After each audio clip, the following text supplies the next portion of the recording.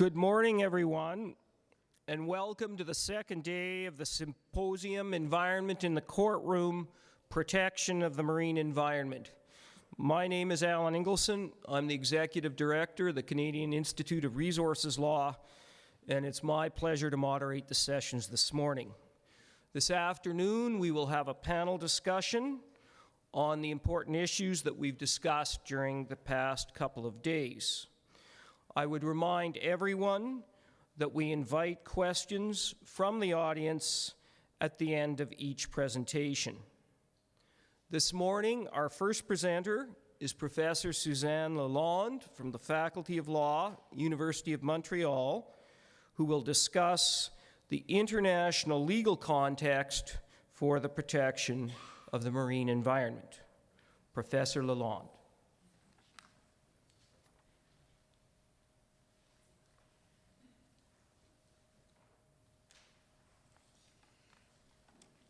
Thank you very much. I'm so very grateful to the organizers for giving me the opportunity to participate in this very stimulating discussion on the protection of the marine environment. And I learned so much yesterday listening to the other presentations, and I apologize for my late arrival. In the short paper, I was tasked with providing, as you heard, an overview of the international legal context for the protection of the marine environment in 3,500 words. In my not-so-short paper, I tried to identify the most important international soft law and conventional law instruments that are aimed at the protection of the marine environment. And then the second part of the paper considers the prescriptive and enforcement powers that exist to ensure compliance with those rules. Given the amount of time I've been allocated, I think I'd like today to focus really just on the second theme, the jurisdictional issues. I think it's also an attempt to try and be relevant to the people in the room. I mean, international legal scholars, we do try to be pertinent to real life. So that's the plan. So I think the first thing I'd just like to insist upon is I think we have to keep in mind when we look at these international rules, legal and hard and soft, we have to realize, we have to keep in mind all the time that they are the outcome of a very carefully and painstakingly negotiated compromise over a long period of time. A compromise, I think, that reveals that had to juggle two competing actual visions of the oceans, I would say, and therefore core sets of interests. This is very oversimplifying, but I think the idea of the oceans as vital communication pathways, I struggled with that. In French, you would say voies de communication, so pathways. Of course, a view defended by the maritime states, determined to protect the traditional classical freedoms, especially freedom of navigation, in the interest of global trade and strategic mobility. But also a competing vision, very strong as well, of the oceans as a reservoir of resources, if you will, with coastal states anxious to exert control, but to safeguard those resources, often seen as a vital source of economic prosperity and wealth. The preamble to the 1982 Law of the Sea Convention refers to this delicate balance needed between the two visions, the competing priorities. And you can see there, paying attention and responsive to the sovereignty of all states, but also the word communication, facilitating international communication. And I think it's interesting just how prominent environmental concerns are in that one paragraph as well, a heavy emphasis on the environment. So I propose to navigate, if you will, in the next few minutes, to start with the different maritime zones established by the Law of the Sea Convention, and then just carry through them to try and assess the nature, the extent of a coastal state's prerogatives for the protection of the marine environment. I think what we'll see is that the level of control exercised by the coastal state varies according to the kind of activities involved, and also the maritime zone concerned. And of course, the coastal state's powers and prerogatives, we will see, will decrease as the distance from shore increases. So my apologies if this is all very familiar. So a quick crash course on the maritime zones. We'll put in our medium sea level. This first vertical line is extremely important, the territorial baselines, much to the distress of my students. We can go on for 3-4 hours on baselines.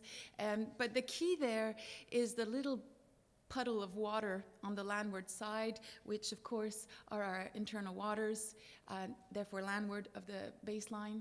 And then it's just calculations of distance. These are possible maximum extents. Sometimes a coastal state can't claim the full extent, but up to 12 nautical miles from the baselines for a territorial sea. The contiguous zone, this is a dear colleague in Australia, Clive Schofield. I would have rather he had put the 24 nautical miles from the territorial baseline, but the contiguous zone, the exclusive economic zone, which of course can stretch all the way to 200 nautical miles from the baseline. Add in the continental shelf. Now, the first 200 nautical miles, the juridical continental shelf, but then, of course, the possibility of going to get more, to extend beyond the 200 nautical miles from the extended continental shelf. If we look at the water column beyond 200 nautical miles, it's the high seas, an international zone. And, of course, beyond national continental shelves, we have the area, the international seabed and subsoil. So I couldn't resist. This is really, and because it was mentioned yesterday, so let's look at internal waters, those waters that are on the landward side of the baselines. And of course, everything I'm going to describe, this is the major issue with regards to the Northwest Passage, the waters in Canada's Arctic archipelago. Because what you see as the first red line are baselines that Canada drew in 1985 to take effect in 86. These are baselines, and then you see the different colors are all the different zones of Canada calculated from those baselines.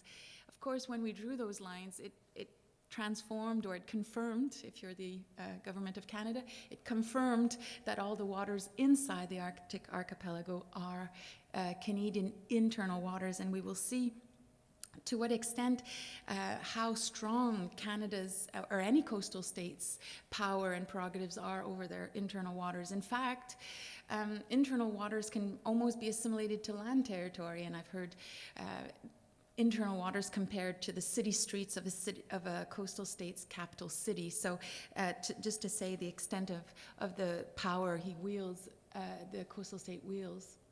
So internal waters are under the full and exclusive sovereignty of the coastal state, and therefore they are subject to the full force of a coastal state's legislative, administrative, judicial, and enforcement powers. And as you see there, Article 211, paragraph 3, now this is in part 12 of the convention, which is devoted to the environment, recognizes that this full and exclusive sovereignty, of course, critically involves the right to control access. So, and going back to the North and the Northwest Passage, this is probably the crux of the issue. And Article 211, paragraph 3 recognizes this power that the coastal state has to, if it wishes, impose specific requirements on foreign vessels wishing to enter into its internal waters. And of course, ports and will be situated in the internal waters.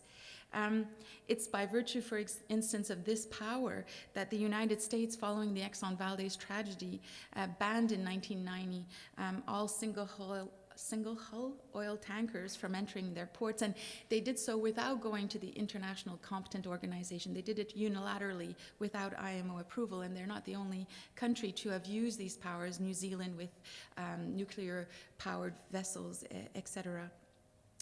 But it has to be said, so in theory, all these powers exist, especially to control access, to impose specific conditions. But there are interests that dampen the enthusiasm for applying these kinds of arbitrary and different sets of standards in the interest of comedy, but also, I would say, as gleeful and eager participants in the globalization and liberalization of trade. Coastal states want their ports to be active, attractive, and welcoming. And so coastal states generally have shown restraint in imposing these kinds of unilateral conditions for the entry of foreign ships into their internal waters and ports, and even have shown some restraint in applying the full force of their criminal, civil jurisdictions, really doing so only when national interests or impacts are felt on safety and security of the state itself. Now, I think one of the things that I just want to, that's interesting for what we discuss a little bit later, Article 220, paragraph 1, does confer upon the coastal state some enforcement powers as against a ship that's voluntarily in its ports, but for an illegal discharge that would have occurred before it entered into its internal waters while it was in its territorial sea or it's an exclusive economic zone. So this is an important aspect of the enforcement powers of the coastal states within its internal waters.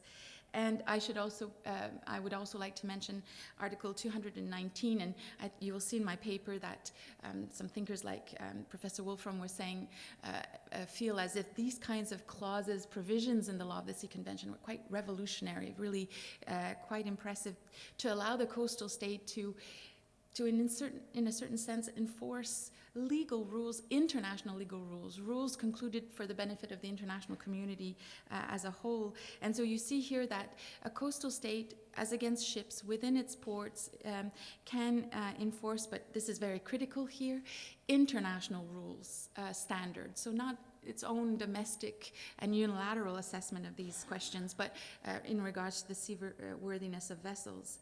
And it can take administrative measures for even to prevent the vessels from sailing. Again, it's lovely to think of coastal states acting as the gendarmes, as the policemen of international law of the sea, but coastal state, it puts a lot of pressure on coastal states, on some who fear that by being by undertaking strict controls, by being very proactive, perhaps again their port may be put at a disadvantage, a competitive disadvantage vis-a-vis neighboring countries. And so I think to overcome this obstacle, but also recognizing that international shipping is a global endeavor, uniformity is to be sought where possible.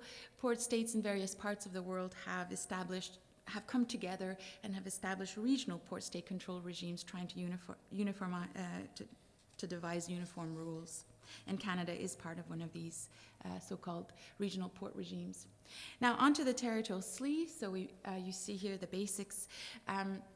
As you see, Article 2 declares that the sovereignty of the coastal state extends beyond its land territory, its internal waters, to this portion of the ocean, the territorial sea, that can extend to a maximum of 12 nautical miles.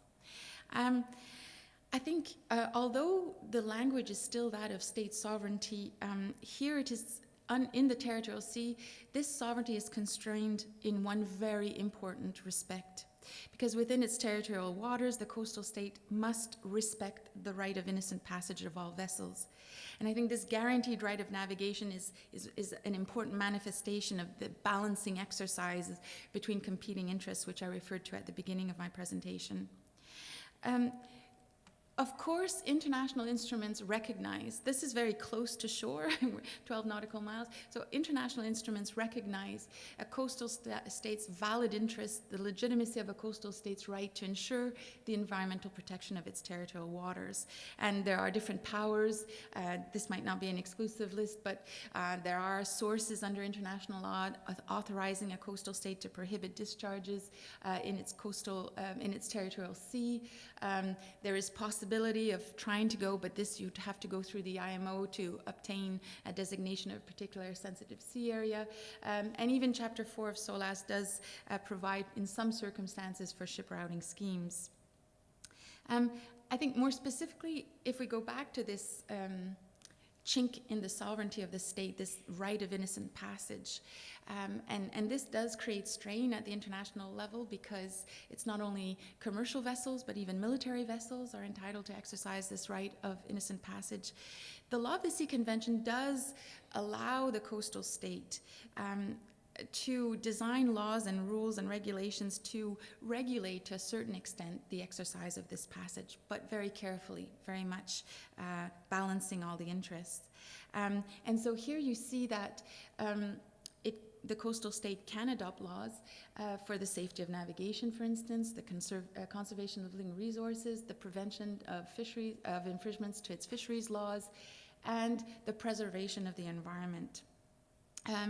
And even under Article 22, Paragraph 1, in relation to the safety of navigation, it's provided that for the safety of navigation, a coastal state can design sea lanes, can designate sea lanes and prescribe traffic separation schemes.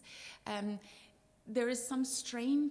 Coastal states would love to be able to use Article 22, Paragraph 1 to design those sea lanes and prescribe those traffic separation schemes for the safety, for environmental safety reasons, but the convention is really talking about safety in terms of absence of collision, and it's for the time being, there's a pushback that safety is understood more narrowly. The only time where the coastal state has some power to insist on the use of those sea lanes, maybe for environmental reasons, if it's tankers or ships carrying noxious or dangerous substances. Article 22, Paragraph 2 does say that in those specific categories of ships can be required to adopt certain sea lanes when transiting through the territorial waters of a coastal state. But I think it's very important to stress, and it may be self-evident, but the right of innocent passage, the word is right there, it's a right, it's not a privilege. And so the law of the sea, of course, protects the interests of the international community. And here you have two, I think, strongly, first of all, a reminder that we can't expect ships to hit different regimes in terms of construction and manning as they travel the world's oceans. And so 21 Paragraph 2 says, no chance, no possibility for the coastal states to impose that kind of requirements. And I think, interestingly, under 211 Paragraph 4, the admonition that go ahead, adopt these laws and regulations to avoid violations to your fisheries laws, to preserve the environment of your territorial waters, but all those laws, all those regulations shall not hamper innocent passage of foreign vessels. So there's a prescriptive authority there, but when it comes times to enforcement, there are severe constraints, and because this kind of admonition is repeated as well under Article 24, Paragraph 1, the coastal state shall not hamper the innocent passage of foreign ships. So, as I asked in my paper, what can a coastal state do? It has this authority to prescribe laws and regulations. How can it act? How can it protect its territorial waters from accidental or the threat of environmental harm? Well, I think the problem is the mere violation of a coastal state's laws or regulations will not, and it's tied to innocent passage, will not deprive a foreign vessel of its right of innocent passage.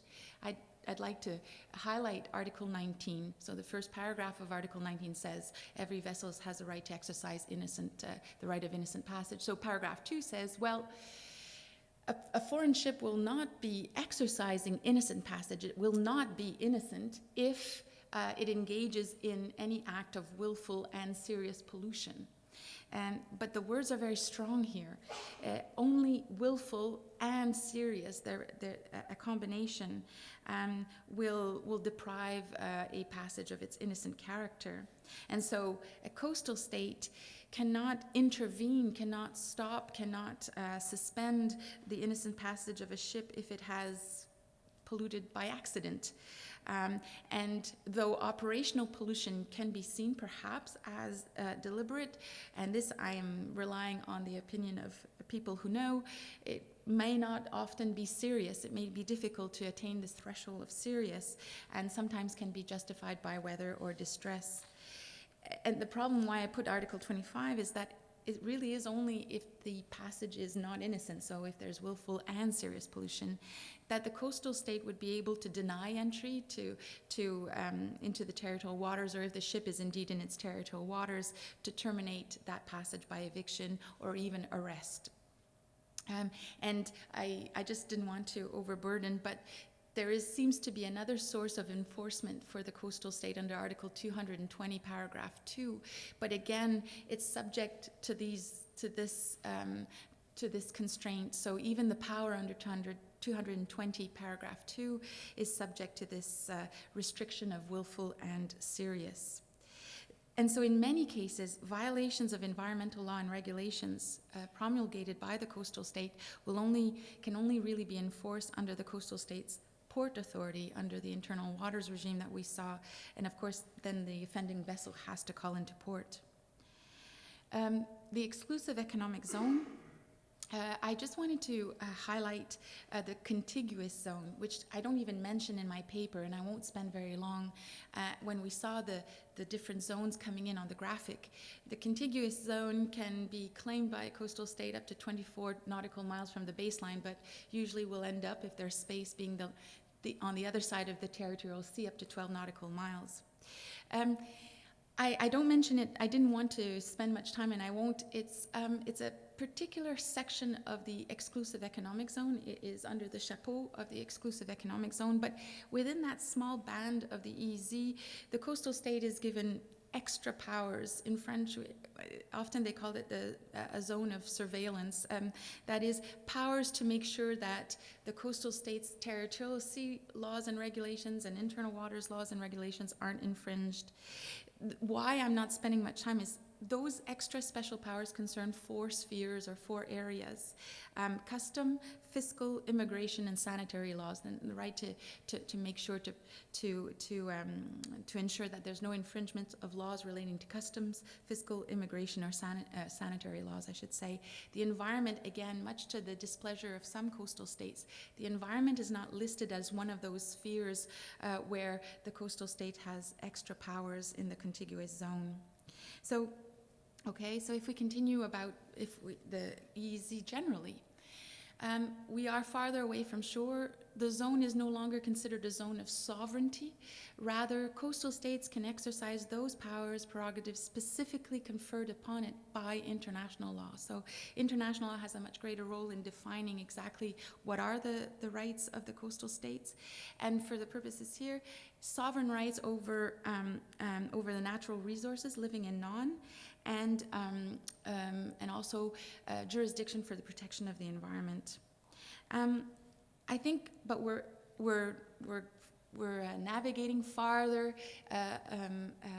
away from the shoreline, and so we see, I would say, international interests, I think, coming more strongly or really being explicitly acknowledged. So you see right in Article 56, and the coastal states are reminded that they have to have due regard to the rights and duties. I mean, this general duty applies in every zone, but the language here, and you see also a reminder that of the freedoms that exist in the EEZ for all states, overflight, navigation. And even the point about paragraph 2 of Article 58 is that where possible, it's the regime of the high seas that's applicable in the EEZ, of course, as long as it's compatible, but even bringing into the exclusive economic zones part of the regime of the high seas. In terms of what prescriptive authority the coastal state has in terms of the EEZ, I think the EEZ was largely about fish initially, and so there's quite an interesting regime. Could have been really quite revolutionary in terms of an international law more concerned with sharing and equity, but Article 61 basically tells the coastal state, do your research, figure out allowable catches of the different species swimming in your EEZ or living in your EEZ, and then figure out laws and measures to avoid their exploitation, and even proactively to try and help achieve maximum yield or sustainable yield, excuse me. And this is the innovative part. Article 62 had hoped that if a coastal state did not actually nationally have the capacity to fish and to harvest that entire catch, it would turn through agreements to other states and give them access to the surplus. That has worked more or less in practice. And then under Part 2 of the Law of the Sea Convention, in terms of regulation of the capacity to regulate pollution in its EEZ, and there are others. There's reference to land-based pollution, but I'm highlighting for marine activities, anything coming from seabed activities, artificial islands, from dumping, and of course vessel source pollution. Just to show, though, again, in the exclusive economic zone, international law is very involved. The pressure for uniform standards, internationally agreed standards builds, and so you see, this is in reference to those activities I just mentioned. In regards to the laws and measures adopted to control pollution from seabed activities or these artificial islands, you see that coastal states are encouraged to adopt laws that are no less effective than international rules, standards, and recommended practices. So the idea there, I suppose, is that the coastal state could have stricter rules, but then right after, both Article 208 and 210 really strongly encourage states to try and harmonize their laws and measures, the interest of uniformity. And I think even more importantly, this is very strong. Yes, a coastal state has the right to try and control and to adopt measures to reduce and prevent pollution from vessels, but you see there that those rules and standards have to be have to reflect internationally agreed standards and rules. And so again, the right for unilateral measures and the idea of different regimes as a ship hits different EEZs is taken seriously, and the hope is of harmonization. The role of international law in managing the EEZ. If you want a mandatory route or reporting system and it stretches into your EEZ, you need IMO approval. 211 paragraph 6, at one point I was going to show it, it's a long article. There is then the idea that a coastal state can make a plea that there are really specific areas of its EEZ that are very sensitive for different environmental, ecological reasons and would like special mandatory measures. Well, that also has to go through the IMO. And I think the only actual exception for the Law of the Seas Convention marked preference for international standards and regulation is the famous Arctic exception, Article 234. You see there that this, of course, is sometimes referred to as the Canadian clause, and negotiated, though, very closely with Russia and the United States during the Third Law of the Sea Conference. Coastal states that have, within the limits of their EEZ, marine spaces that are, as you can see, that have presence of ice covering those areas for most of the year and that therefore create obstructions and hazards to navigation, have the right to adopt and enforce non-discriminatory laws and regulations. And maybe we can come back to that, because Peter was talking about the Polar Code, and I can tell you that there's some impatience in the use of Article 234 among international colleagues. So, prescriptive authority, yes, reflective of international standards for the most part. In terms of enforcement powers, and I'm almost done, they are unsurprisingly limited. I think Article 234, if I can leave it up there, is an interesting source of authority. As you can see in what I highlighted in blue, not only can the coastal state adopt, but it's explicitly stated that the coastal state can enforce those laws and regulations. And Canada has used Article 234, for instance, by making NORDREG, which is a vessel reporting system in the North, compulsory without getting IMO approval, if you think of my earlier slide, so specifically using Article 234. I think a fairly robust enforcement power resides for coastal states in Article 73, back to the fish. In trying to protect and conserve and manage the living resource of its EEZ, you can see that the coastal state is authorized to take fairly substantial measures, including the arrest and judicial proceedings against the offending vessel. I didn't know just how much detail. Of course, if you look into Article 73, there are safeguards, procedural safeguards. For instance, the vessel and the crew should be promptly released upon the posting of a reasonable bond or security. I don't think it's no longer the case, but certainly in the first few years of the International Law of the Sea Tribunal, almost all of its cases had to do with whether a vessel had posted a reasonable bond, should the coastal state let it go, and so even just 73 paragraph 2 has been the source of some difficulty. Of course, one of the issues, this is great, But one of the type of fish that avoid such a clear-cut regime are fish that swim in different areas. So straddling fish stocks that are in part swimming in the EEZ, but also maybe in the high seas or between the EEZ of two countries. So highly migratory fish stocks and straddling fish stocks remain problematic. The Law of the Sea Convention did not offer a very satisfactory response. It merely encourages states to agree, to get together and either directly or through regional fisheries management organizations to try and devise coordinated or joint measures. And the 1995 Fish Stock Agreement has not provided a much more effective response. So just a last few.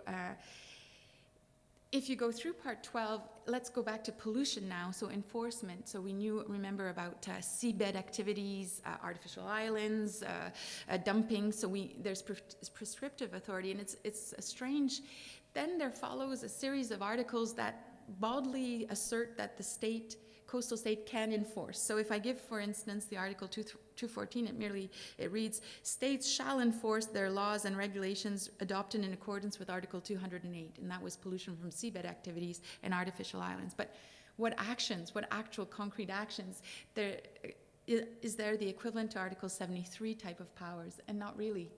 All you have when it comes to pollution is Article 220, which is again very soft, which builds in, I would say, a criteria that can limit the right of action. So you see it builds. If the coastal states, sorry, I was trying to make it fit on the slide, if there are clear grounds for believing that a violation has occurred, so a dumping violation or a violation of regulation to do with artificial islands, the vessel may be required to disclose information, great. And then you can see if those clear grounds lead you to have led to substantial discharge, so substantial, and these words are not defined, and if the vessel refused to give information or gave wrong information, then the coastal state can physically inspect the vessel. And finally, only if the illegal discharge has caused major damage to the coastline, do we then see the right to institute proceedings. I should just add for the exclusive economic zone that one source of enforcement of the right of action to move, to intercept, to intervene is contained under 221, but it has to do with protecting the marine environment, the coastal state's marine environment after a maritime casualty. But that right of action, that right to take and enforce measures is only if that maritime casualty is expected to result in major harmful consequences. Only 2 words on the continental shelf. The continental shelf will extend, the juridical continental shelf extend to 200 nautical miles, no questions asked, no science needed. And of course, those 200 nautical miles can coincide with the exclusive economic zone above it. Of course, coastal states have the right to claim an extended continental shelf beyond 200 nautical miles on the basis of scientific proof and through a process created by the Law of the Sea Convention. The point is that there is an overlap of the continental shelf regime and the EEZ within 200 nautical miles because Article 56, paragraph 1A does refer and that's an article that talks about the EEZ, does talk about the seabed and subsoil. And so many of the issues, the prescriptive authority enforcement powers that I detailed for the EEZ will also apply to maybe sedentary resources, living resources on the seabed. Article 79, paragraph 2, finally just says that a coastal state can take reasonable measures for the prevention, reduction, and control of pollution from pipelines, because on the continental shelf, though a coastal state has the rights to exploit the natural resources of the continental shelf, it is obligated to respect the right of third states to lay cables and pipelines. And so Article 79, paragraph 2, in the balancing exercises recognizes that the coastal state may have an interest in controlling pollution from pipelines, but again, insists that the coastal state can impede the right of laying or maintaining such pipelines. I think I'll stop there for the moment and look forward to your questions.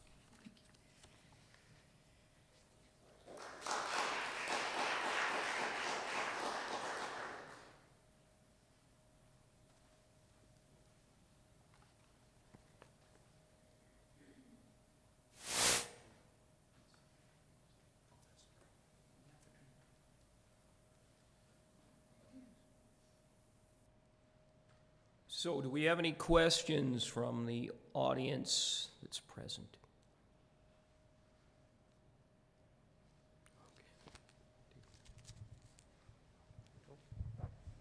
Thank you. That was really interesting. I have a very specific question, and maybe I'll see, maybe best offline. But I'm curious about the power of the Canadian government to ban oil tankers from waters that are claimed as historic internal waters, and I'm talking about the north coast of BC in the area of Dixon Entrance, Hecate Strait, if you know, in between Haida Gwaii and the main BC shore. It's a government commitment, and then there's some questions about whether they can do that under international law, whether that is going to restrict the right of innocent passage. They're claimed as historic internal waters, not just plain internal waters. Nice, complicated question, I know. Thank you for that question. I think historic internal waters is the official Government of Canada position on parts of the West Coast, but also in the North, I'm reminded very often by Foreign Affairs to be very clear about that. But in fact, to claim them as historic internal waters is just, there are strategic reasons for that, but it just means that they're internal waters by virtue of history, long use and occupancy and usage and control, rather than baselines. And certainly in the North, it's to avoid Article 8, Paragraph 2. But the fact that it isn't two separate types of internal waters, whether they're internal waters because they're enclosed by baselines or on the basis of history. And so all those powers that I detailed exist even in historic internal waters. That's not a critical distinguishing factor. And I think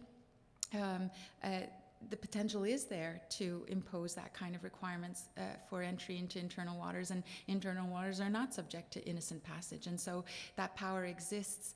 I think I would defer to more greater expertise in the room as to why Canadian government might not be invoking that power.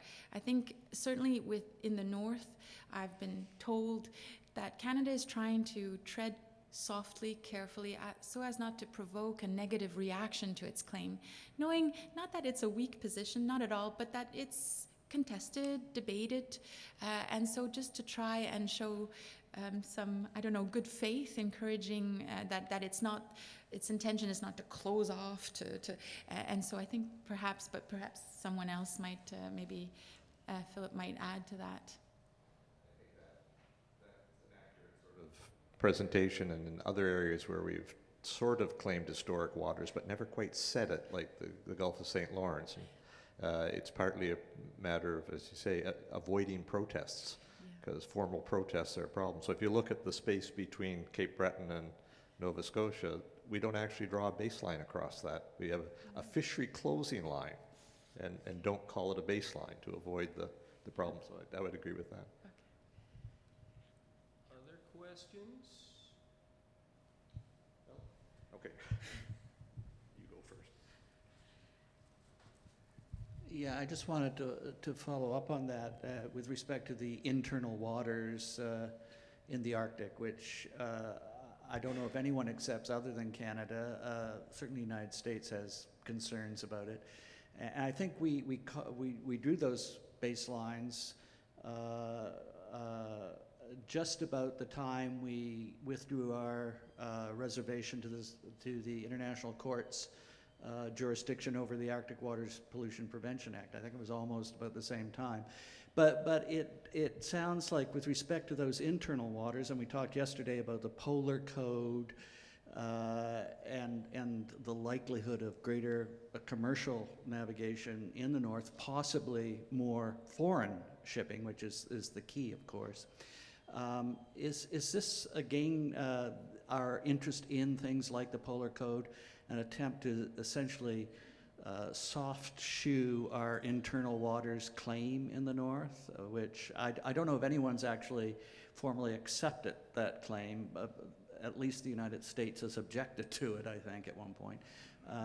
So is that sort of part of this kind of dance that let's just leave the jurisdiction aside and see what works? I think when we first started looking at the Arctic, I was a bit naive, and I apologize for anyone in government departments, because after having a chance to chat with people from Foreign Affairs, you realize what a very intricate dance they are dancing in all these questions.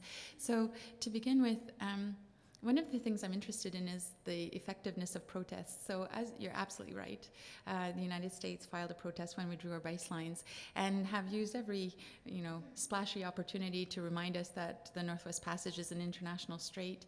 But of course, there has been no contestation on the waters. It would have been very easy to test our position, and so far haven't done it. And I'm encouraged. I think in 1985, Don McCrae wrote an article saying, as time proceeds and the status quo remains, our position strengthens. I don't know if he goes too far with that, but there is a feeling that all the vessels that are coming in, the Crystal Cruise, the Nordic Orion, are contacting Canadian authorities and are willing and I think see an interest. The Crystal Cruise representative I talked to certainly saw a real interest in conforming and working with Canadian agencies. So yeah, there were protests in 1985. I think, Donald Farrar has exhaustively looked at the historical title argument, and he says he wouldn't want to defend it in front of a court. I'm maybe, again, naive, but I think there is an argument to be made. I wouldn't bet on our success. Of course, you can perhaps hope to convince that the baselines are accurate baselines. You can maybe work through Article 7 and say that they are legitimate straight baselines, and so they're internal waters by virtue. But you're still stuck with the problem that even if they are internal waters, you've got an international strait cutting through them. I think I was saying at the Arctic Circle there was a panel on polar navigation, and there was a Russian colleague as well defending the Northern Sea Route and Article 234, and there was impatience. There were some American colleagues that were kind of getting frustrated and saying that the Polar Code is what's needed, negotiated, and so there's no space anymore for these unilateral invocation of Article 234 to impose Canadian or Russian regulations. I can tell you that my Russian colleague was like, don't hold your breath for Russia to decide, okay, we won't be using 234. But again, I would defer to the expertise in the room. I think that's why Canada was so involved in the Polar Code. I think there's a strong willingness for the Canadian regime to be reflective of and transparent and reasonable and reflective of international standards. And I think that's why I'm so interested in this exercise that's being done to evaluate our shipping regulations and how it will differ from the Polar Code. And Peter made the point, will we stick to our guns when we're more demanding? And so I think it would be a shame to relinquish too quickly Article 234, but to be careful not to trigger anytime Nordrag, the mandatory Nordrag did provoke a bit of a negative reaction within the IMO. But again, if we had asked for IMO approval, then we were shooting our own legal position in the foot. So it is a very intricate, and so I think softly going forward. But I don't find it as big a catastrophe that no one has accepted our position. I think on the water, states are acting as if Canada's in charge, and that pleases me enormously. Great. One small, a big picture one to end with. You mentioned the role of customary international law continuing despite the coming into force of the convention, and the ICJ has been quite active in that maritime boundary delimitation. They've pushed the customary way of getting beyond what the convention provided. I'm wondering if we have an even bigger problem than Donald Farrar identified now with the recent judgment, and here's a segue from the Arctic to the South China Sea, the arbitration decision in Philippines, China on the South China Sea, because the view the panel took with a couple of members of the Tribunal for the Law of the Sea on the ad hoc panel seems to be that the Law of the Sea Convention gives you all the jurisdictional entitlements you're entitled to, and if it's something different from that, it's excluded, whereas the more dominant view in the past has been it doesn't exclude things explicitly because things can develop through custom. I wonder if a view like that is going to be very damaging to new historic waters claims that haven't been formalized a long time ago. Well, when you start in a domain of interest and you realize that great thinkers have been there 2 decades before you, so I'm influenced by Don McCrae and people like Philip Saunders, Donna Farah. One of the things I've been worrying about is that history is being given a rough ride in the law of the sea, and I like to cling to the idea that the abuse of a thing does not, eliminate the legitimacy of a thing. And of course, China's position in the South China Sea is really not doing much favors for historical rights or title. So I was in Seoul at a conference looking at the South China Sea, and I worried reading the 502-page award about how hard the tribunal was on China's historic rights. And also this idea, you must understand, they were saying, look, China, you decided to become a party of the Law of the Sea Convention. You got all kinds of rights in your EEZ over these fisheries, waters that before were high seas. So you can't now pick and choose what you want from the convention and leave aside. For better or for worse, I tried to make the distinction with Canada's claim, at least in the north, for historic title in the north. First of all, maybe cheap, but I spoke to title rather than rights. So not bringing up all of the problems that Donna Farah had identified, I did make a distinction between what China is claiming and the tribunal itself went that route, rights versus title.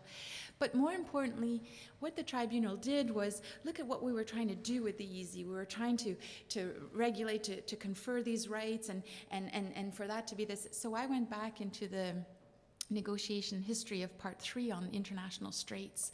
And because this is too long-winded, I'm sorry, Philip. But anyways, you know full well that the extension of the territorial sea to 12 nautical miles had impacts for international straits. But I don't think that the Law of the Sea Convention ever meant, Part 3 was never meant to apply to things like the Northwest Passage. That's the pitch I made anyways.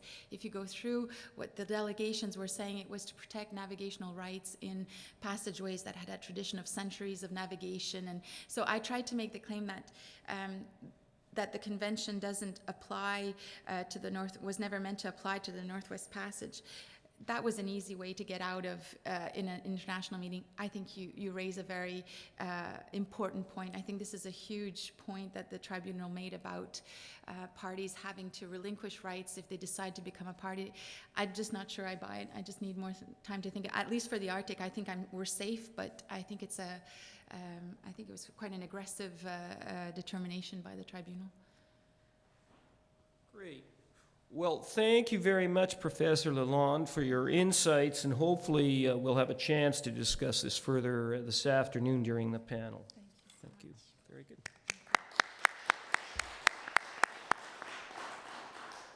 We'll now move on to our next session, which focuses in on offshore oil and gas. Our first speaker is Shanti Dogra, who's the General Counsel for the Canada-Nova Scotia Offshore Petroleum Board, and he will be discussing environmental protection and offshore petroleum activities, sharing a regulator's perspective. Counsel Dogra.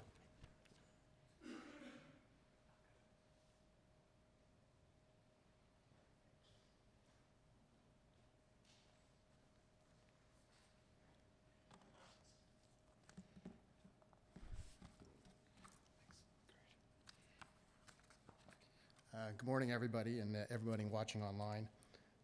My presentation is about the major components of the board's environmental protection program. There are 6 of them, which range from environmental assessment to stakeholder engagement. I'll start off, however, with a few introductory slides, and from there, I'll also then go into more detail about the components. So just in case folks are not familiar with the CNSOPB, the board is an independent joint agency of the governments of Canada and Nova Scotia. The board is responsible for the regulation of petroleum activities in the Nova Scotia offshore area. It was established in 1990 pursuant to the Accord Acts. That's okay. The board's mandate includes health and safety of workers, the protection of the environment, resource conservation, rights issuance, industrial benefits, and data curatorship. This map shows the Nova Scotia offshore area. The large clutter blocks show recent exploration licenses held by Shell, BP, and Statoil. The Georges Bank moratorium is the light checkered area along the U.S. border. The map also outlines the Sable Gully Marine Protected Area, just east of Sable Island. Another MPA is being considered for the St. Banks area off the coast of Cape Breton. Although it may be hard to see, the map also shows the infrastructure for the Sable Offshore Energy Project and the Deep Panook projects. It should be noted that Sable Island is now a national park reserve, so no drilling can occur within a nautical mile of its shores.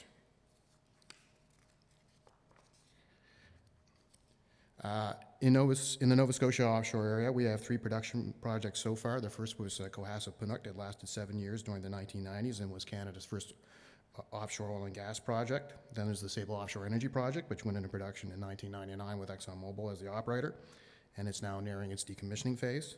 And finally, there's Deep Panook, which went into production in the fall of 2013.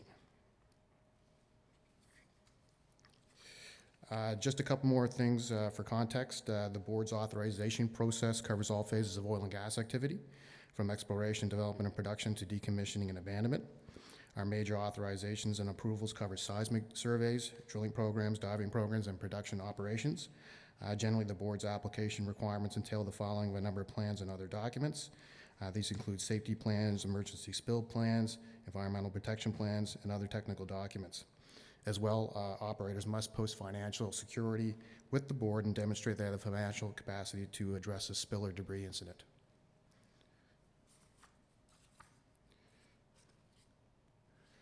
So let's now review the components of the board's approach to environmental protection, which begins with the environmental assessment.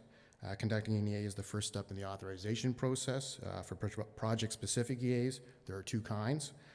There are Accord Act EAs for seismic surveys and geotechnical work, and CAEAs for drilling and development. Both kinds involve coordination and information sharing with other government departments and agencies. Both assessments conclude with the determination whether an activity is likely to cause significant adverse environmental effects. So what does an EA do? Well, an EA should focus on assessing environmental impacts on what in EA terminology are value components. For the offshore, value components are fish habitat, marine mammals, sea turtles, migratory birds, and species at risk and their critical habitat. They also encompass human activities such as commercial fishing, aboriginal fishers, and marine shipping. An EA should be scoped out to describe the physical environment, the footprint of the proposed activity, and its duration, and all species at risk. In addition to identifying and assessing value components, an EA must identify what residual environmental impacts could remain after mitigation has also been accounted for. For example, a seismic program, this entails assessing marine species and the potential impact on them from noise and the presence of vessels. For drilling and production, it will additionally entail modeling accident scenarios from spills and developing spill prevention and emergency response plans. For any activity, all EAs must also assess cumulative effects by looking at other ocean users and assessing any overlaps which may impact value components in a study area. So after an EA is completed, as part of the application for an authorization, an operator must submit an environmental protection plan. By regulation, the EPA must set out the procedures, practices, and resources to manage hazards. The EPP supports the operator's declaration that its equipment and its installations are fit for purpose.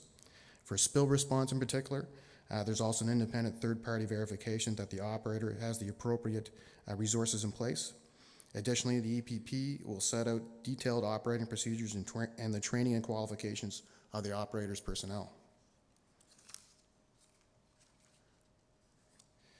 As to the content in the EPP, it has several features. It must be integrated into the operator's overall management system and spell out how the operator and its contractors will coordinate their operations in order to protect the environment. The plan must include a policy and statement on environmental protection, which sets the tone for responsibilities and performance. It must also include detailed procedures, work instructions, manuals, which identify hazards and mitigation and evaluate risks. Of importance to the board's review, operators must specify how their operations will address discharges and the handling and disposing of waste.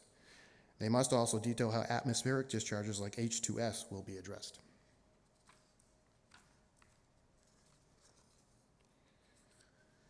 So once an activity is underway, environmental effects monitoring becomes important. An EEM is a science-based performance measurement tool to verify environmental effects predicted during the EA stage and to evaluate mitigation measures.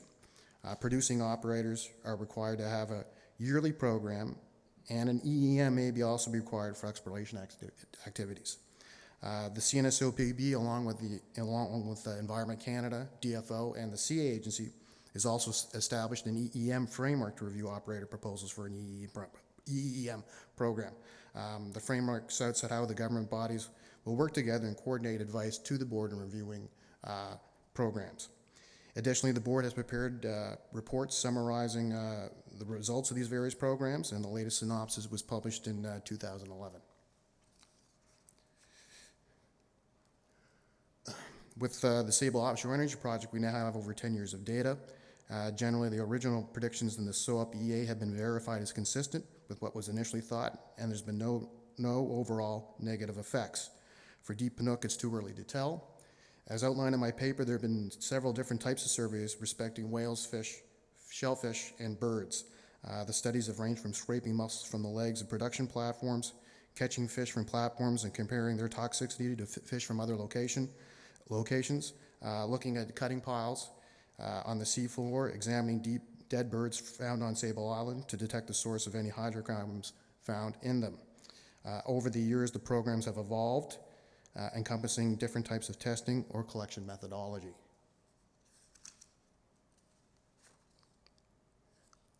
Another component of the board's program is evaluating operator compliance with regulatory requirements. By regulation, operators must file daily and weekly status reports, which are reviewed by board staff. In addition to reviewing these reports, board officers do periodic audits and inspections and had scheduled monthly meetings with producing operators. Board officers also have investigation powers under the Court Acts to verify and enforce compliance.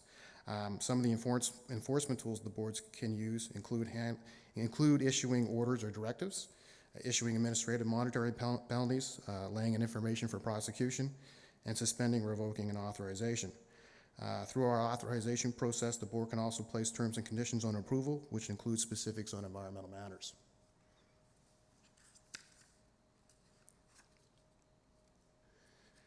Another essential aspect of the board's overall program is coordination with other government departments and agencies. The board is not the only regulator for offshore oil and gas. There are a number of other government departments and agencies that have significant oversight roles to play. To that end, the board has entered into a number of MOUs to enhance regulatory coordination, avoid duplication where possible, and then share information as appropriate. It's important to note that the MOUs aren't just pieces of paper which sit by themselves when signed. Behind them are actual people working together who meet regularly and who are involved in substantive planning and coordination. While the board has done good work for coordination, in 2013, the Federal Auditor General made recommendations which would enhance interagency coordination and even further, with an emphasis on spill readiness, prevention, and response.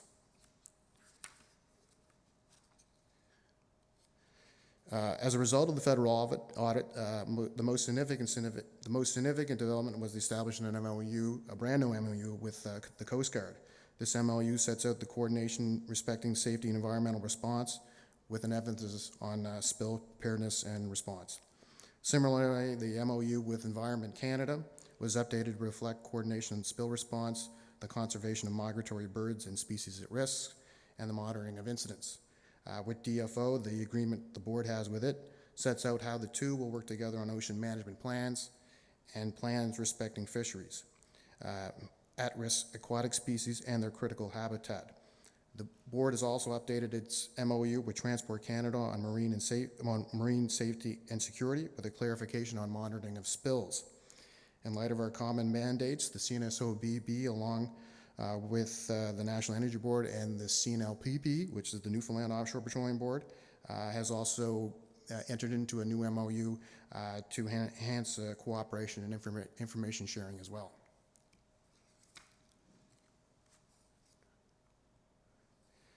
Beyond MOU development and implementation, the board also maintains working relationships with various stakeholders to enhance environmental protection. We do this in a couple of different ways. The board has established a Fisheries Advisory Committee, which consists of members from various fishing groups and other government departments. The FAC members provide feedback to the board for consideration in work authorization applications and the development of regulations and guidelines. Besides FAC, the board engages with local governments, NGOs, and other organizations about upcoming activities, the board's mandate, and information generally about petroleum operations. The board is also a member of several different international regulatory groups and forums. The most predominant and most important one is the International Offshore Petroleum Environmental Regulators Forum. And in these forums, we share information and lessons learned. So that's a very key point that of late that has been a good development for the boards and for the regulators out there. There are other aspects of the board's regulatory program which were not included in my papers, so I just want to briefly mention some of those. The board has a Health and Safety and Environment Committee, which provides oversight and strategic direction on environmental matters. The committee is chaired by one of our board members, and there are regular updates to provided to our board members on the committee's activities. There were also recent changes under the Accord Acts pursuant to the Energy Safety and Security Act, which are noteworthy. One of those changes sets out a framework for the potential use of spill treating agents in the event of a major oil spill. The board can pre-approve procedures for the use of STAs, and there's a subsequent approval at the time the STA is actually contemplated to be used. Another change is the requirement for demonstrating operator financial security and capacity. For drilling and production activities, operators now must be post security in the amount of $100 million and have funding arrangements in place of $1 billion to meet absolute liability limits. Operators are also required to provide documentation which demonstrate their financial wherewithal, which is typically a combination of financial statements, insurance, and other financial instruments. So in conclusion, I'll make a couple other comments and observations. In the application process, we're seeing more detailed documentation of plans coming from operators, especially when it comes to spill response and emergency response. That's no real surprise post-Macondo. With advances in technology as a regulator, the board must work with governments and the industry to ensure regulatory requirements are current or nimble enough to address changes in industry practice. We're getting more knowledge on the impacts to the environment, and we're seeing more mitigation measures evolve as a result. Because of these trends, we'll continue to need technical expertise both within the board and work together with other government bodies to review applications and make decisions based on that advice. So thank you, and I welcome your comments and your questions.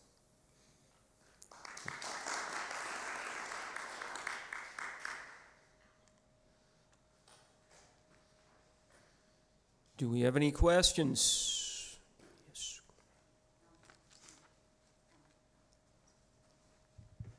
Hi. Does the board play a role in enforcement?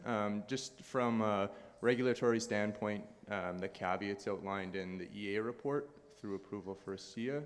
It does now. Recently, with the Shell drilling program, the board has now entered into an agreement with the CA agency to have enforcement powers for that program. It's something that's been just under development, so it's a recent phenomenon, but we also, the board officers can enforce environmental assessment conditions via its own process, and so as the terms and conditions of authorization, board officers also do that anyway. Great. Thanks, Shanti. I just had a question about the extent of the board's authority for environmental protection in the case of installations which are beyond 200 nautical miles. I know that's not the case in Nova Scotia, but certainly in the Newfoundland offshore area, there are exploration licenses issued for parcels that are beyond that 200 nautical mile limit. Can you just explain whether there are any limits at international law or in Canadian domestic law on the board's ability to enforce and regulate environmental protections? That's a tough question for me to answer. It makes me want to speculate, but we haven't really faced it at this point. So, and I'd have to go back and see what the Newfoundland board's position is on this study that to see if that's consistent with what we would face if that situation came up to us. My question goes to your introduction, where you identified the Gully Marine Protected Area. And I just wondered if you could comment on the interplay, both formal and informal, between the establishment of marine protected areas and the functions of the CNSOPB. Okay. So the Sable Gully became an MPA back in the early 2000s. The board had already had that area largely as a protected area informally, and since the MPA has come into place, there is no oil and gas activity in that area, and we suspect that once the St. Anne's Bank MPA area comes into place, that will also restrict oil and gas in that area. So from a strictly administrative point, that's how we deal with these situations. Now, that's not to say that we don't include these areas and study areas for strategic environmental assessments or for including them in our call for bids forecast areas.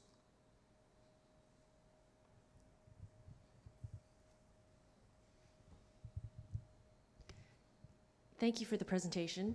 I take it that there haven't been any high-profile sort of punitive enforcement actions taken against any of the companies?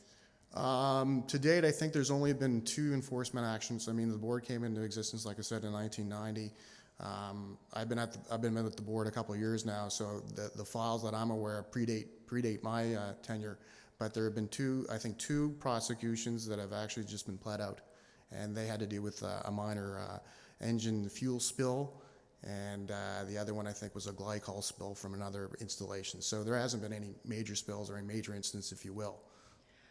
I'm sort of thinking about some of the presentations we had yesterday about Fisheries Act enforcement and the use of enforcement actions to create a deterrence effect. Mm-hmm. Why do you think there is, either compliance or at least low-level non-compliance such that it doesn't give rise to a major prosecution? Why do you think that the petroleum companies are complying to a large extent with your environmental monitoring plans and all of those requirements such that the operations are, from an industry perspective, safe, as opposed to what happened in, Deepwater Horizon kind of stuff? That's an interesting question as well. I think largely, it's the relationship that the board has had with the companies, and that's not to say that we work together, but we have a large program that we communicate and have regular meetings and updates with them. We go on offshore frequently. I think that we're dealing with super majors, and we have a better sense of their operations and the detailed plans that they have in place. Again, we're talking about an environment here in Nova Scotia. We've only had a couple of projects. They've been natural gas projects for the most part, so it's been fairly straightforward as far as understanding their operations and how we go forward.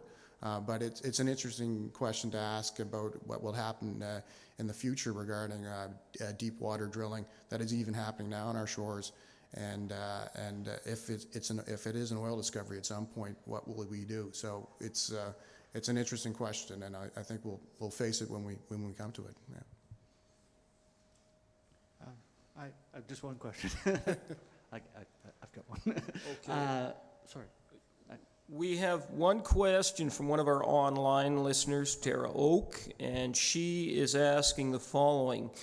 Can you please describe the division of jurisdiction and responsibility between the board that you're counsel for and the Canadian Environmental Assessment Agency, both prior to and following the environmental assessment decision? So there's a couple of things there. For environmental assessment for seismic programs, that's within the board's purview, and we would assess that, and if there's any follow through as far as any additional studies or terms and conditions, we would place that on our authorization. Presently, the board is not a regulatory authority under the SIA legislation, but if there is a SIA assessment, the board makes its own independent decision based on that assessment. It might even make additional information requirements or studies of the operator subsequent to the SIA decision, and then we make our own independent decision, and then consequently we make our own terms and conditions on our authorization based on the SIA report. Yeah. Just a practical question. When I talk about these boards, which I have occasionally abroad, especially in Russia, people are sort of amazed that you have two boards structured somewhat differently, dealing with a relatively small number of projects. And of course, there's a Byzantine parallel legislation, everything. And that's fine. There's political reasons why they were set up that way. But in terms of these boards, there is the importance of learning by doing, especially in northern waters, similar conditions. So I'm just wondering, practically, is there a lot of, or any coordination between, well, perhaps not coordination, but consultation between the Newfoundland board and the Nova Scotia board, just to share experience? Well, it's a pretty small community, and there's only two boards that really have the same legislation. The National Energy Board under COGOA also has a similar legislation. Yeah, there's a lot of talk between council, lessons learned, sharing information. We also develop a lot of joint guidelines together. For instance, the financial requirement guidelines that we just implemented based on the ESA legislation changes. That was a joint effort, if you will. We work with the Newfoundland Band as closely as we can. I mean, obviously we're independent agencies, and we can't get into specifics of any kind of situation, but we nevertheless will share information as much as we can, and lessons learned, and just understanding and interpretation legislation, and what do you do in these practical situations? What have you done? So that work is ongoing. It's part of my daily routine, if you will. Yeah. Great. Well, thank you. Thank you very much, Shandy, for a very informative presentation. Thank you.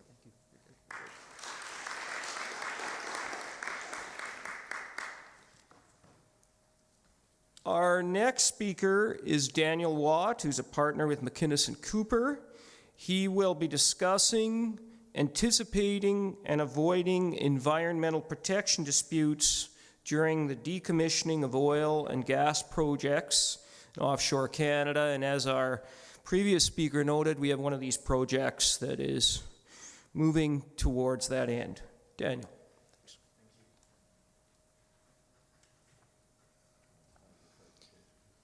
I think it was up the top right. Oh. See the McInnes Cooper red on there. Yeah. The arch rivals. Thank you, everyone, for coming, and thanks to the CIRL and MELA for giving me the opportunity to speak here. My presentation is on the environmental protection disputes that might arise in the context of decommissioning an offshore oil and gas program. And I recognize that that's a sort of specific and narrow topic. It's also one that's largely theoretical at this point, given that there's only been one project decommissioned in Canada. But I wanted to focus on something, given the courtroom focus, that may end up in courts. And so decommissioning is something that, given the looming decommissioning of the Sable project offshore Nova Scotia, and given the timelines involved in offshore oil and gas projects, I thought it was the time was ripe to look into these issues. I will note in advance that this is a very operator-centric presentation, but I think the overall theme that you'll get from my presentation is that stakeholder engagement and consultation is key, and that our advice to operators is to try to obtain as best possible social license for the planned decommissioning operations. So why decommissioning? Well, decommissioning poses an obvious risk of environmental harms, and as a result, there is the potential for conflict with other marine users, as Shanti has pointed out, fisheries, shipping, aboriginal communal fisheries, and recreational fisheries, among others. And the environmental aspects of any oil and gas project are likely to give rise to public interest and potential opposition. Now, At the approval stage, there are 2 applicable to decommissioning.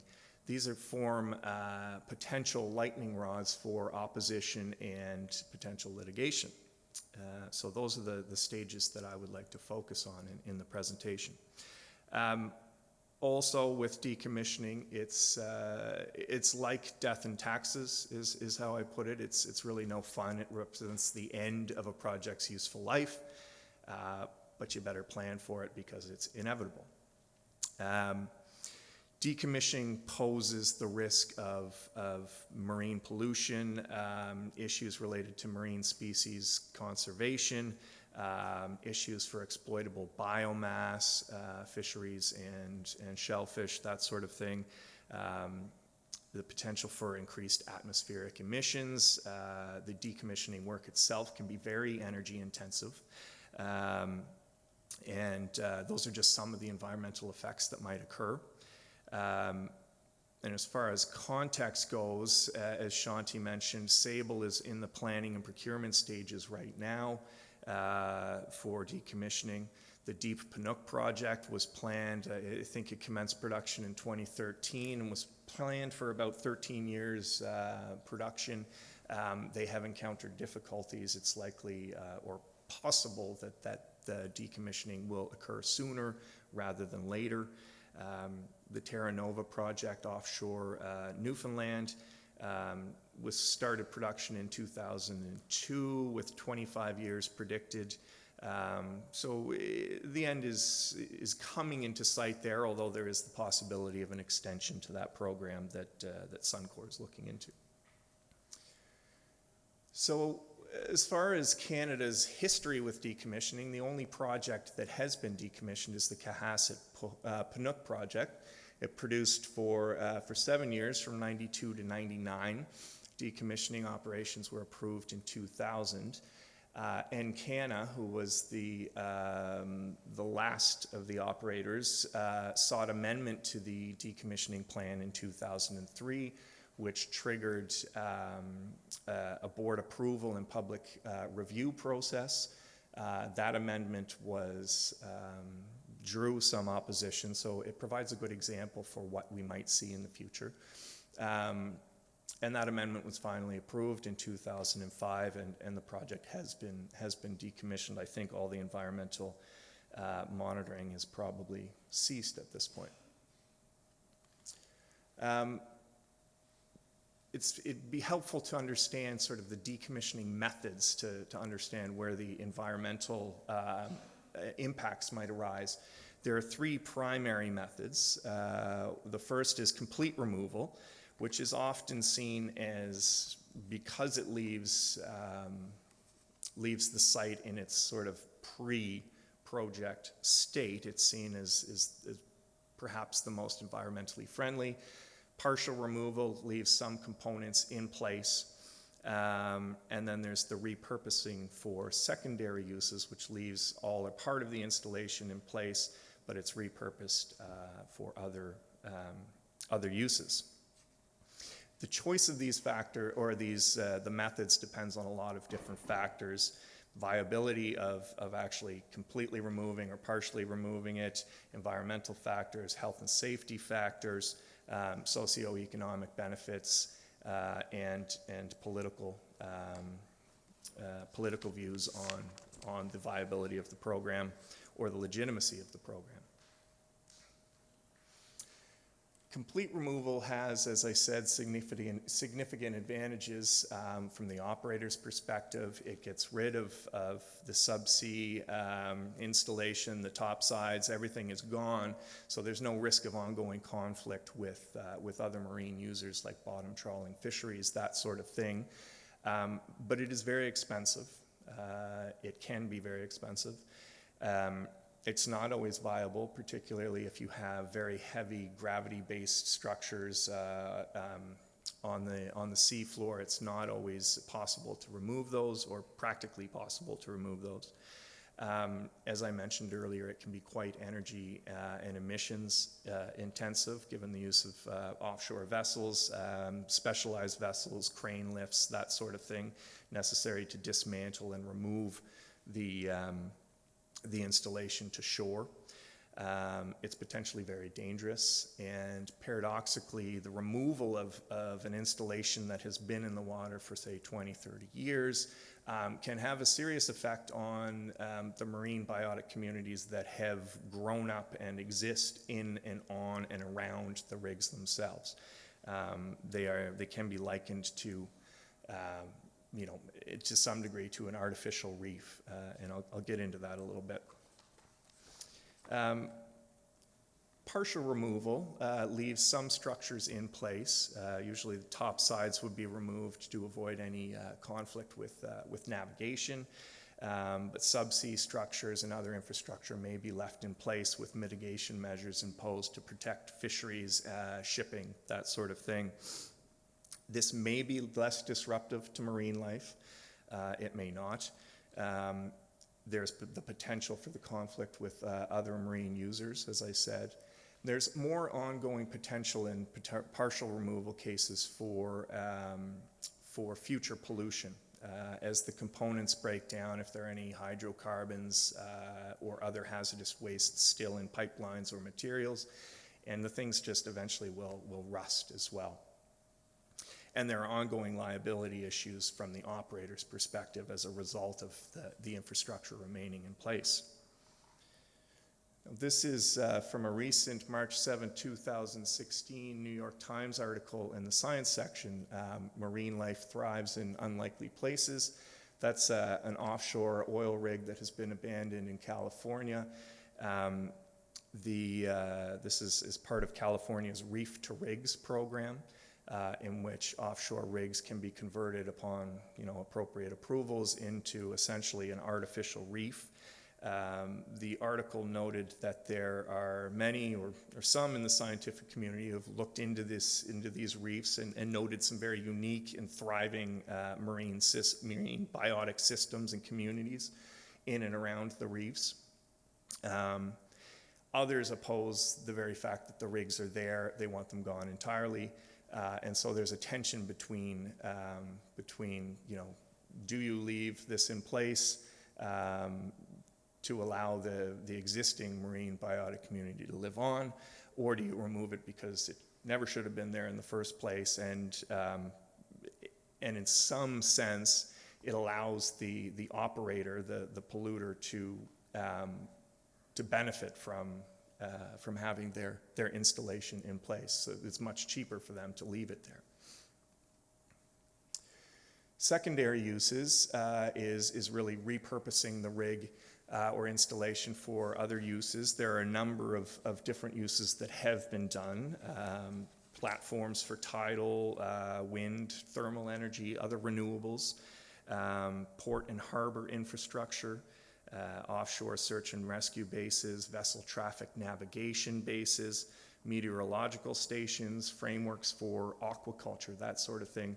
We even have hotels, luxury hotels being proposed, and in fact there are some hotels that are being proposed. I don't know if the world really needs any more luxury hotels, but there you have it. That one's being proposed for the Gulf of Mexico. So fun when it's not hurricane season, I suppose. The process itself is very intensive. This is the Harima vessel, submersible crane vessel Hermod at work.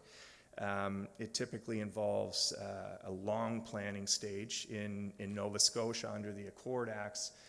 As I'll get to, development plan stage, before the installation is installed at the project development stage, you're going to need to address and think about decommissioning. That could be decades. Hopefully it's decades away from the operator's perspective if all goes as planned. There's the ceasing production, well plugging and abandonment, removal of hazardous products and hydrocarbons, prepare the top sides for removal. It's called hook down. You have to add pad eyes all over the thing, ensure that it's structurally safe for lifting. Removal of all the top sides, substructure, and subsea production installations. site remediation, reuse and recycling. All this stuff has to go somewhere. It's either going to be reused or chopped up and recycled or scrapped. And then there's mitigation and ongoing monitoring, which happens as well. So those depends on the program, depends on the installation, depends on the method chosen as to what kind of work goes in. But you can see from that sort of work that there's a big potential for interference with other marine users who depend on the marine environment and adverse effects on the environment itself. So we've had from Professor Lalonde and from Shanti some insight into the regulatory framework. It exists at both the international and domestic levels. International treaty obligations and rights have been enacted by federal law. The primary regulatory framework in Nova Scotia and Newfoundland is the Accord Implementation Acts and Regulations, and I'll get into those briefly. But there are other federal laws that will apply, SIA 2012 being one. The Canada Environmental Protection Act is another that will apply. And with respect to the onshore aspects of decommissioning, provincial law will also be engaged. And I note that social legislation in Nova Scotia and Newfoundland applies to offshore activities by virtue of the Accord Acts as well. I'll go through this quickly. The main, the international obligations and rights that Canada has, Professor Lalonde has addressed those to some degree under UNCLOS. The international framework for installations and the coastal states' rights to construct installations offshore arose first with the Geneva Convention on the Continental Shelf, which gave coastal rights the right to construct installations and explore and exploit natural resources on the continental shelf. The obligation with respect to decommissioning at that stage was to entirely remove abandoned and disused installations. That has since been superseded by the Convention on the Law of the Sea in 1982, which Professor Lalonde took us through. That gives the coastal state the right to construct, authorize, and regulate offshore installations within the territorial sea, within the EEZ, and on the continental shelf. Now, UNCLOS eased the Geneva Convention requirement by permitting partial removal in compliance with relevant international standards. And I should note that the Oceans Act gives effect to the rights conferring or confirming provisions of UNCLOS and applies federal law to coastal state or to offshore installations under certain circumstances. UNCLOS also permits the partial disposal of installations, provided that the disposal complies with relevant international standards and has due regard for commercial fishing, safety of navigation, marine environmental protection, and the rights and duties of other states. So as Professor Lalonde mentioned, there is a recognition that when you're out there on the continental shelf, that the rights of the coastal state are limited and must take into account the rights of other states in the oceans. Partial removal is constrained somewhat under UNCLOS by provisions which relate to dumping, which is essentially described as disposal of sea man-made installations. It requires coastal state approval of any dumping carried out in the territorial sea, EEZ, or on the continental shelf. In deciding whether to permit dumping, the coastal state must look at potential adverse impacts on neighboring states. Coastal states must also ensure that dumping is conducted in a way that satisfies the coastal state's obligation to protect and preserve the marine environment and minimize the release of harmful, toxic, or noxious substances. And both coastal and flag states must adopt and enforce laws and regulations in respect of dumping to prevent marine environmental pollution. Under UNCLOS, those provisions allow some flexibility for the coastal state when they're enacting their domestic laws. But these conventions on disposal at sea, the London Convention and the 1996 Protocol, constrain that somewhat. They're a bit more specific. The London Convention authorizes dumping under certain conditions with a permit. The definition in 1972 convention didn't clearly address the potential for abandonment or leaving it there for secondary uses. And that gap was addressed in the 1996 protocol, which added the storage of wastes or other matter on the seabed and the subsoil, or abandonment or toppling at site for the sole purposes of disposal. It added those into the definition of dumping to allow for that, those methods of disposal, excuse me. And finally, the 1996 protocol also updated the criteria the coastal states must take into account when they're considering issuing special dumping permits. And these provisions are enacted essentially under Division 3 of the Canada Environmental Protection Act. So they have the force of law and will apply offshore.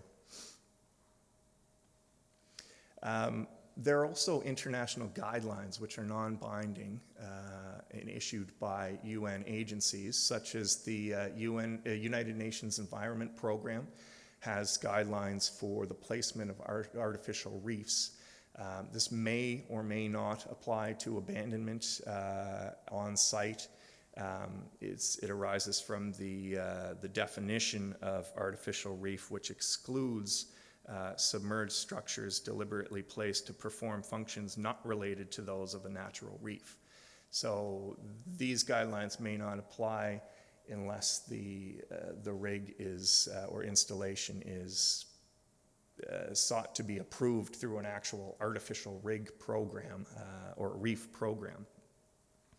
The more applicable ones are the IMO guidelines and standards for the removal of offshore installations.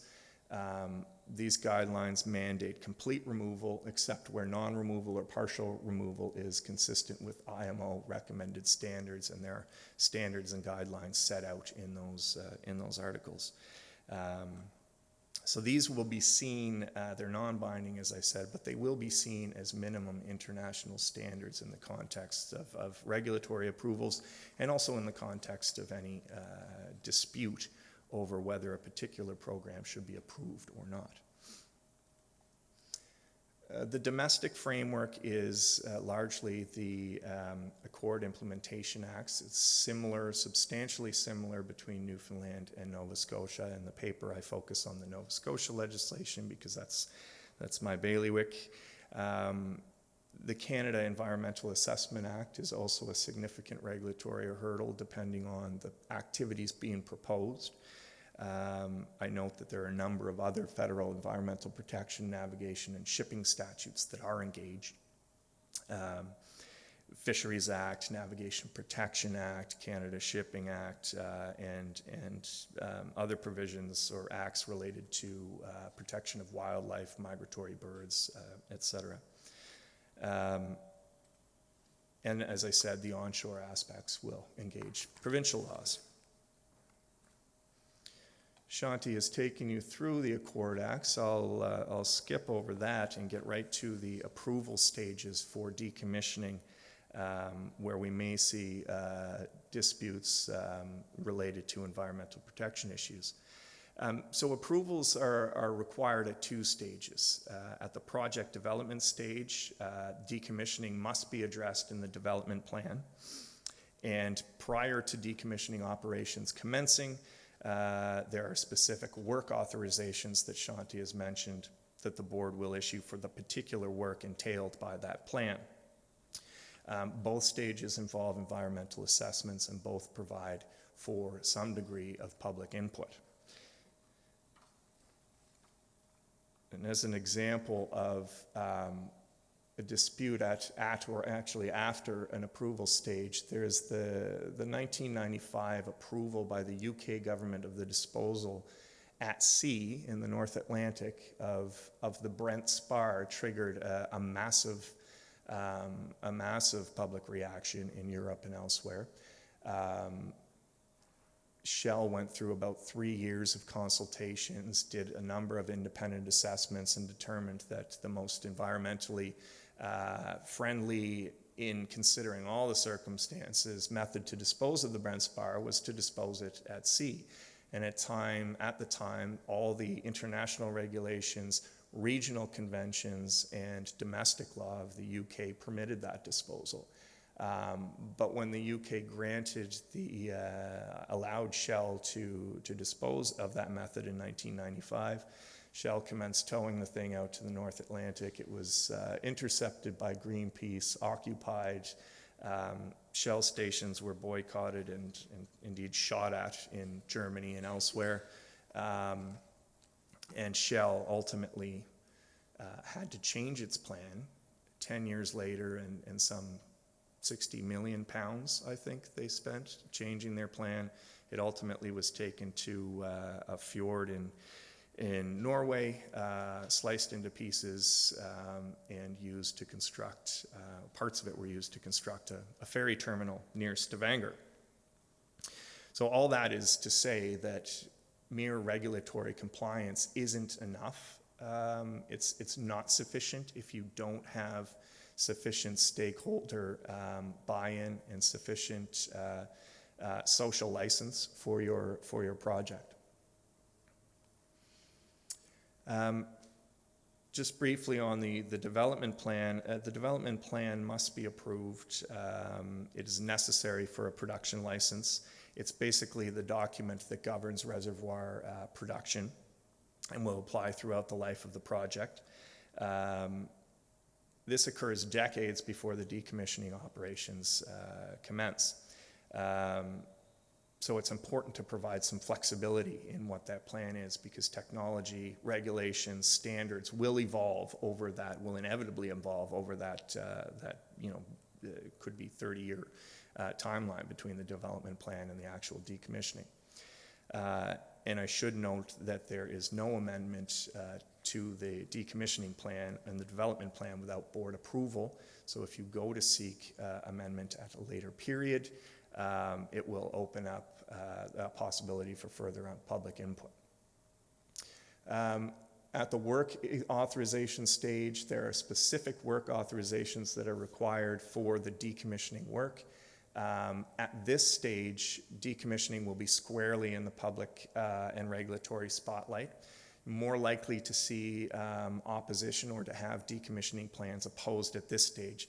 Project development stage, I think the disputes will largely in opposition, and concerns will largely be focused on the viability of the program itself, rather than, the shadow of the future is quite long in that case when you're at the development stage. So there are potential for, environmental assessments and public reviews will be required at both stages, as I said. At the development plan stage, an environmental assessment and public reviews will be done. The board has public review powers under Section 44 of the Accord Act. That's the Nova Scotia version. It may be by written or full hearing with a commissioner or commissioners. The board's policy is, and Shanti will correct me if I'm wrong, to require one for a major development project. So there will be a public review. At the authorization stage, EAs are also required, and if there is significant public interest, the board can always hold another public review if it sees fit under Section 44. As Shanti noted, it may be a SIA 2012 EA or by the board. To decommissioning, some decommissioning operations do trigger SIA, so it's likely that when you get to the decommissioning stage, there will be a SIA 2012 environmental assessment.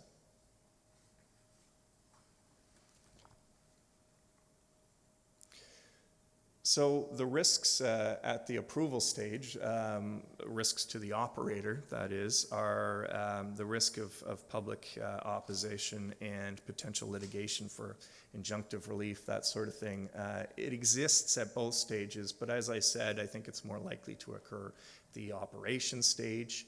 But it's important to remember that the development plan still is key, because amendments do require approval, and if a significant amendment is sought from the original development plan, you're likely to see, well, certainly you'll see public review, the opportunity for public input, and could be an impact on public perception, particularly as happened with the Cohasset-Panook project. They initially proposed complete removal. They said, 10 years down the line, when we decommission this thing, we will completely remove it. That was in the development plan. That accorded with the London Convention and earlier international Geneva Convention complete removal requirement.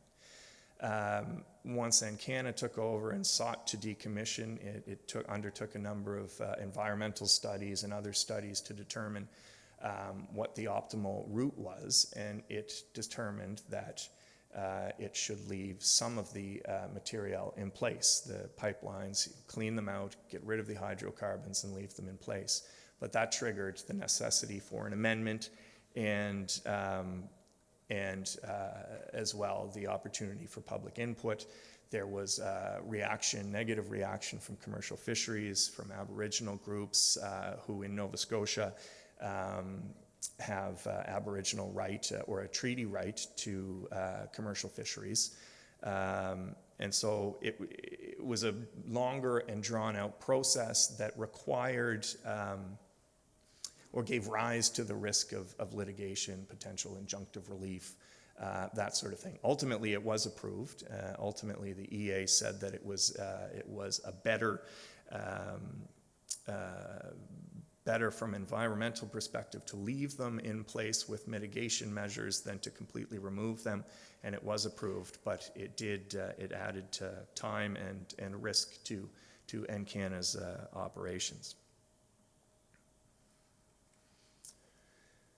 So there are three main likely, certainly the Cohasset and Brent Spar experiences suggest that the likely sources of opposition or dispute and concern are from obviously environmental and public interest groups, First Nation groups, which I've touched on. If there is an Aboriginal or treaty right, either claimed or established, there will be a duty to consult, and that will be engaged. And then commercial fisheries, particularly if there are partial removal options in play. This is basically the Brent Spar in a nutshell. It was being towed to the disposal site. Regulatory approvals are all in place. 10 years and $60 million later, it's a ferry terminal rather than being somewhere on the bottom of the North Atlantic or North Sea. I've already touched on this, but it is a constitutional or a Crown fiduciary responsibility to consult with First Nations where appropriate, accommodate First Nations groups if the work may adversely impact approved or claimed Aboriginal or treaty right, which is certainly the case with decommissioning operations where there is a right to a commercial fishery. It would depend on the circumstances, but in Nova Scotia that is likely to be the case. And we saw examples of Aboriginal group opposition to the Cohasset Amendment Plan to leave some subsea structures in place. Commercial fisheries, partial removal obviously creates a risk of ongoing conflict with bottom trawling and navigation as well. In the Cohasset experience, Encana and the board received submissions from Clearwater in particular, citing potential harm to their biomass, exploitable biomass, hazards to gear, and obstruction of fisheries. And so, to conclude, I guess some few conclusions on certainly what the operator should do to avoid disputes. One is to do not forget the development plan, build flexibility into it. In contrast to the Cohasset development plan, for the Deep Panuke plan, Encana stated essentially, we will decommission based on currently applicable regulation and in compliance with currently applicable international standards, which allowed them much flexibility for compliance and dealing with updated technologies, evolving technologies, and that sort of thing. So they weren't constrained to complete removal, partial removal, or whatever it may be. In contrast, the Cohasset plan just said, we're going to remove it. Which triggered, as I said, the public review and public opposition. Operators must remember the Brent Spar and need to gauge and manage public perception of the legitimacy, viability of the program.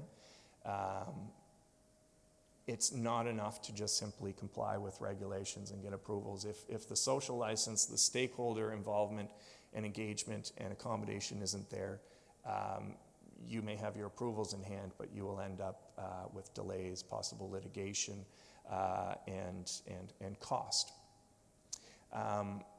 That stakeholder involvement must include early and direct consultation with First Nations groups if there's a potential impact on Aboriginal and treaty rights. The obligation is on the Crown, but practically speaking, the operator or proponent would be well placed to directly engage, potentially consider impact benefits agreements or other ways to provide for impact, social or economic benefits for the Aboriginal groups who may be affected by the programs. And finally, in respect of fisheries interests, those should be anticipated and addressed from the outset through the initial environmental assessments and through to the end of the program. So I think the overarching theme here is that the operator should anticipate, engage, and address stakeholder and public concerns. I think in Nova Scotia, I would say that the process Shanti has described largely fosters that sort of consultation, fosters that kind of stakeholder engagement. But the operator should never assume that simple regulatory compliance is going to be sufficient to have a project go through smoothly. So that's it. I'm happy to take any questions. I'm likely gone over time, as I do, but thank you.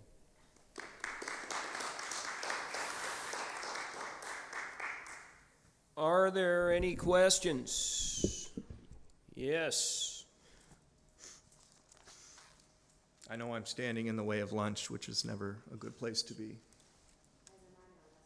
I'll try and be brief. Thanks very much for that. I thought it was a great presentation. I'm curious, I know there are several decades that go by between when the project is launched and when it might be decommissioned, but is there any consideration of the decommissioning in the design phase? Like, are there best practices or things that can be done, perhaps design element tweaks, to make something easier to dismantle later on? Yes, I think that's the case.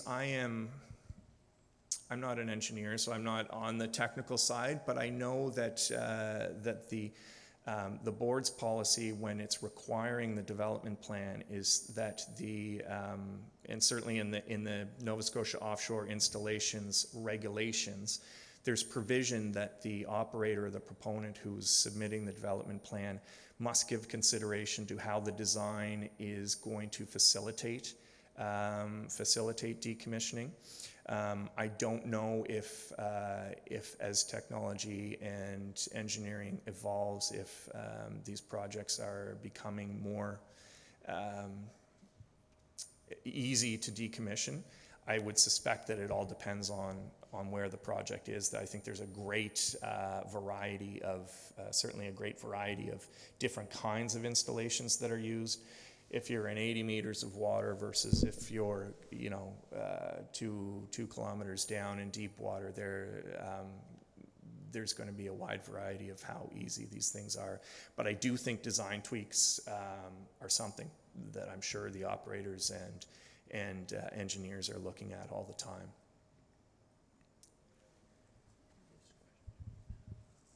Yes. Next question.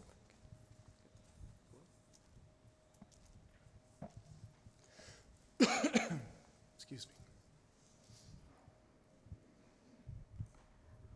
Hi, I was wondering how long the operator would be held financially responsible or liable if there is a partial removal and when you're monitoring the mitigation measures aren't working. Well, there's a couple different ways, and Shanti may be able to speak to this as well. There's a couple different ways in which the operator can be held for financially responsible. There are financial responsibility requirements that Shanti mentioned, in which the authorizations holder is required to pony up either a letter of guarantee, a bond, insurance program that's acceptable to the board. When it comes to the abandonment of a program, there's a bit of a gap in the legislation in that the new financial responsibility provisions that came out since the Energy and Safety Security Act came into force February 26th of this year, provide that the authorizations holder must keep the financial responsibility in place for 1 year or such shorter time as the board may determine after the board has been notified the operator that it accepts the abandonment. So there's that 1 year period where under the Act, the financial responsibility is in place. The board will have it at hand. The abandonment goes on. If there's a spill or discharge or other harm, pollution that's covered by the Act, the board has those funds in hand, and there are absolute liability provisions in the Act that say that the authorizations holder is absolutely liable for certain harms that arise from that authorized activity. So without proof of fault, the board can take that money and apply it in accordance with the Act. Financial responsibility, I think, can also be imposed by way of conditions of authorizations. So the Act sets out a strict liability that can last for up to 1 year. But I think the board has the authority under the Act to attach conditions and approvals to the specific authorizations. So the board could, and there may be litigation around this depending on how stringent the board was trying to be, because it's essentially an authorization attached to, or a condition attached to an authorization rather than a hard law set out in the Act.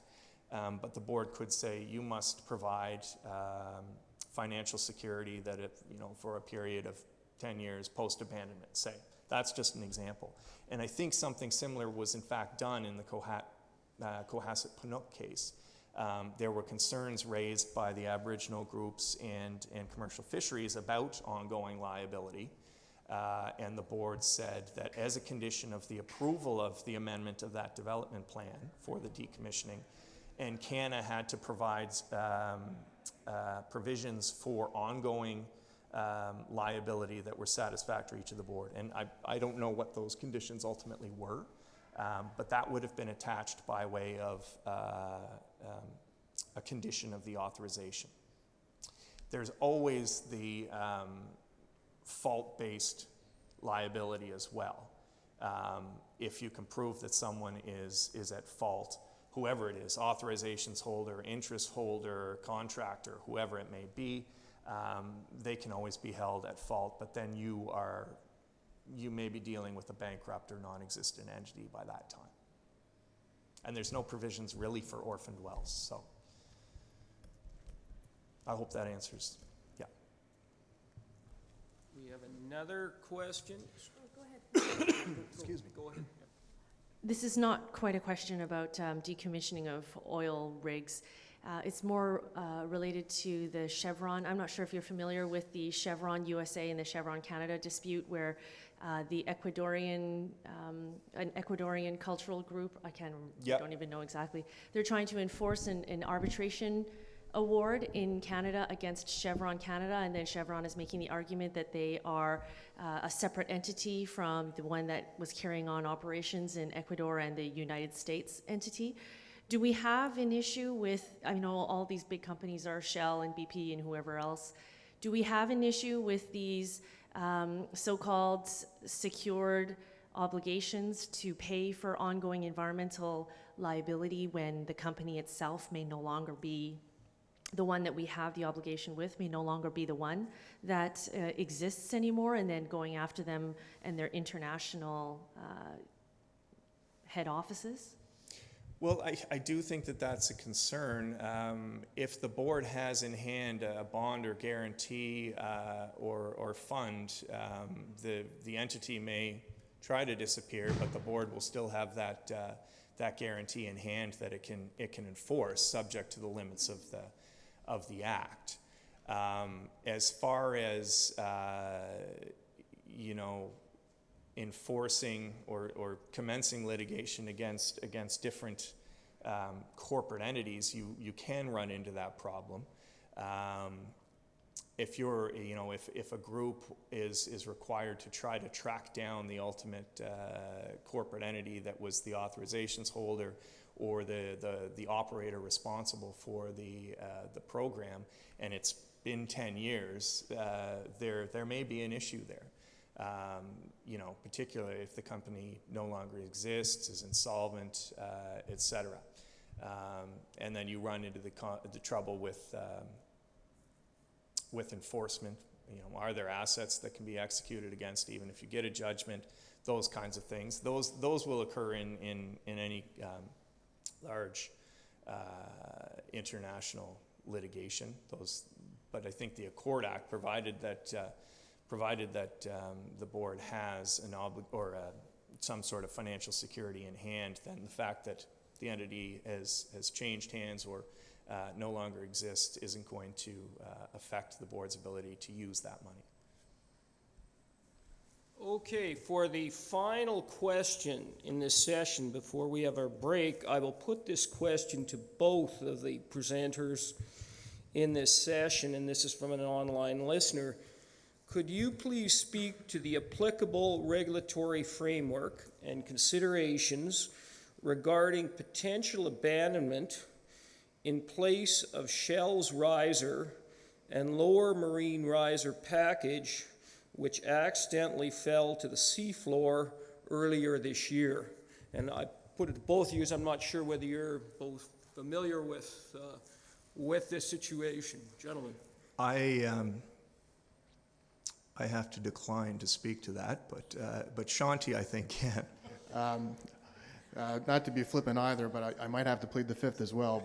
It's a live issue before the board as far as further regulatory steps, so I'm reticent to talk about it at any length of right now. So thank you, though. But I appreciate the question, and it certainly is a topical issue that the board is addressing. Thank you. Okay, well, thank you very kindly, and we'll now spend the next 15 minutes for our break, and after the break, we'll return and take a look at renewable energy, electricity, transmission issues. Thank you.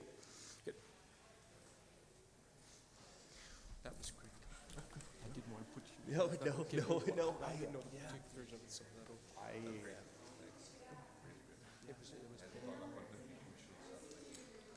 I wanted to do, my original intention was to do sort of canvas of all the issues, all major issues that have sort of come up in the decommissioning context that we've been considering lately.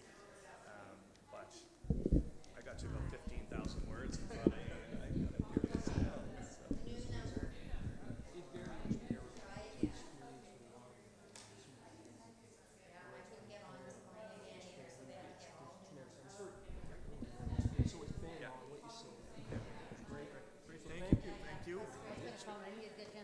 Yeah, well, given we're also a lot of work in the North Sea, and so a lot of the stuff you talked about we're focusing makes sense. And one thing to think about in the future is Statoil on that is currently doing renewable energy and wind farms right off its existing platforms. Yeah. But it's quite an interesting issue, and then you actually got a lot of